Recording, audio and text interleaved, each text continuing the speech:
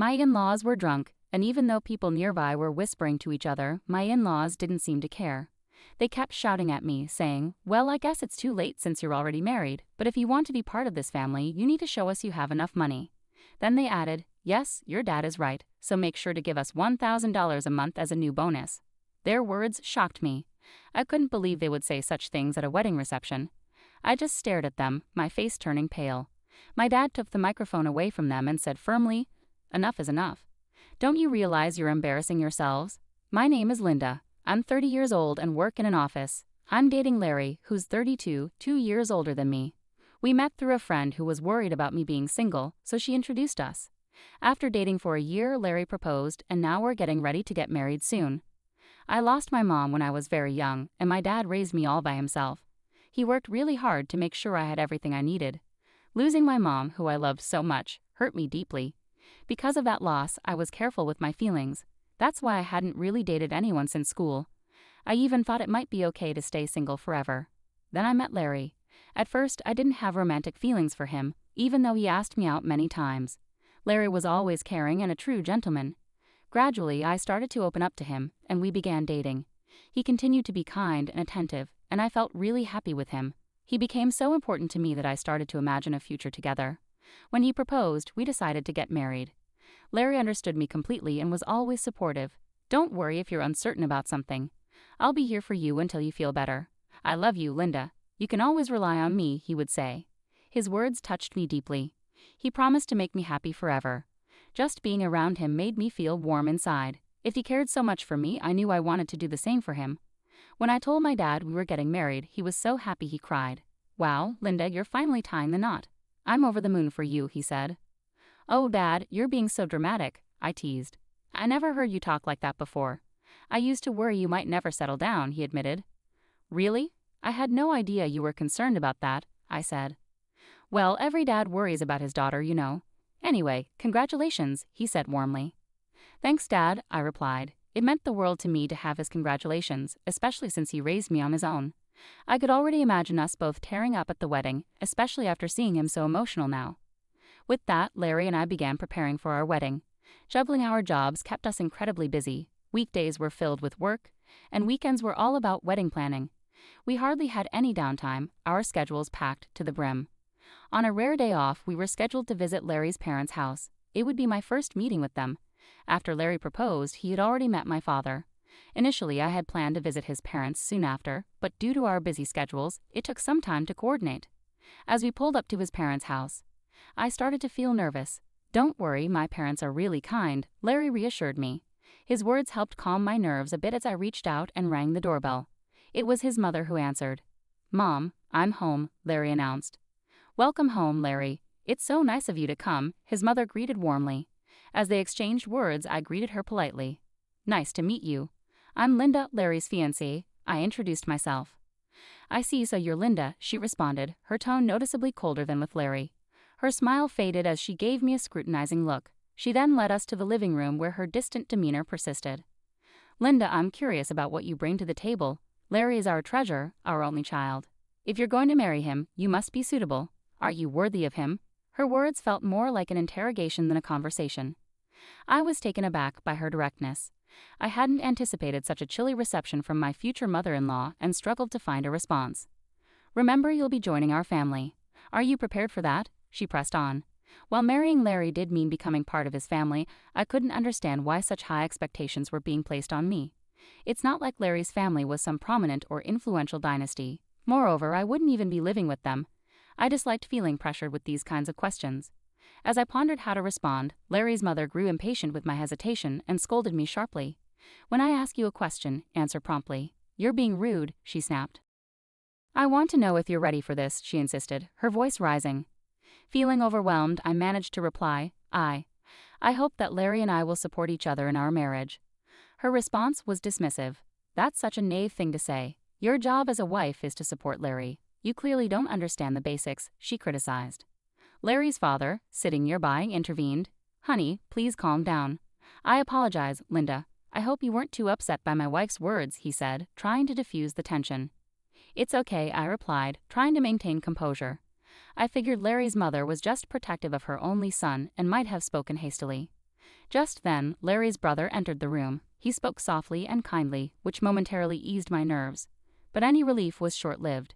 With a smile on his face, he said something unexpected. "What my wife says has some truth to it. What concerns me is that you come from a single-parent family," Larry's father stated. Confused and taken aback, I asked, "What do you mean by that?" "Well, being raised by just one parent doesn't have a good public image. We can't exactly be thrilled about someone from such a background becoming our son's wife, can we?" he elaborated. "Wait a minute," I interjected, unable to ignore his comment. "What's wrong with being raised by a single parent? My father worked incredibly hard to raise me alone. I'm grateful for my upbringing and proud of my father. Growing up with one parent doesn't diminish my worth." They continued to argue. "Because you were raised without a parent, you may not have learned how to be a good wife, manage household chores, and so on." "I helped my father a lot with household chores," I replied firmly. "I can also cook pretty well, so please don't say that," I insisted. Despite my response, Larry's parents ignored me and went on to say, "We'll allow you to marry Larry, but in return you must promise to prioritize us because we are Larry's parents. Can you promise us that?" "What?" I was shocked by their demand. "Since you're here asking for our permission to marry our son, you must understand your responsibilities, right?" Larry's parents continued without giving me a chance to say more. Feeling sidelined by their dominating conversation, I reflected on the evening and decided to discuss my feelings with Larry. "Hey Larry, do your parents always talk to people like that?" I asked him later. "What's wrong with how they talk?" Larry seemed unconcerned. I was surprised that Larry didn't see any issue with how his parents had spoken to me. "I mean the way your parents talked to me and what they said." "Oh really? They were just discussing whether you're ready for marriage," Larry replied. "I understand they're concerned, but I felt like their comments were a bit too much," I explained. "Really? What do you think they said wrong?" "They've given us their blessing, so let's not dwell on it," Larry assured me. "Yeah, you're right," I conceded, but I couldn't shake the unease that Larry seemed to side more with his parents than with me. It bothered me deeply. Sensing my uncertainty, he pulled me into a hug. "Linda, you don't have to worry so much. My parents are just a bit upset because their only son is getting married," Larry reassured me, though his words didn't entirely comfort me. "Everything will be fine. They just want what's best for us. They want us to have a strong marriage like they do. That's why they might have come off a bit harsh." "I see," I replied, trying to understand his perspective. Maybe his parents had high expectations for us, but I still couldn't shake off the feeling that it wasn't right for them to criticize me because of my upbringing with my father. Marriage should be about us, not just their approval or disapproval. With this in mind, though I was still a little hurt, I decided not to dwell too much on his parents' judgments. Then the wedding day arrived. We had many guests, from relatives and friends to colleagues and bosses. Walking down the aisle with my father, who had raised me single-handedly, was a deeply meaningful moment. Larry and I exchanged vows and rings, surrounded by applause.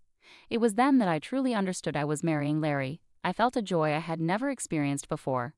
As we entered the reception hall, we were greeted by the lively crowd and videos celebrating our journey together. It was a joyful atmosphere. I caught up with friends I hadn't seen in a while, and we received many heartfelt congratulations. Despite my earlier concerns about Larry's parents, I was happy we had chosen to marry and create such a memorable day. After the ceremony, we planned to officially register our marriage, becoming husband and wife. Every moment felt cherished, and I was filled with happiness. As time passed, we moved on to the final part of the event. The bride, groom, and both sets of parents lined up to greet guests, but I started feeling uneasy about Larry's parents. They seemed unsteady on their feet, their faces noticeably flushed. It was clear they had drunk too much. Some relatives even asked if they were all right. Despite their condition, we needed to finish the ceremony and move forward.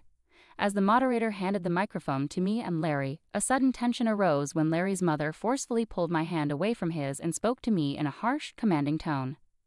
"Linda, listen to me. After this wedding, you are going to dedicate yourself entirely to us. Get ready because we will test you rigorously." The guests began whispering among themselves, some thinking it was a joke and laughing.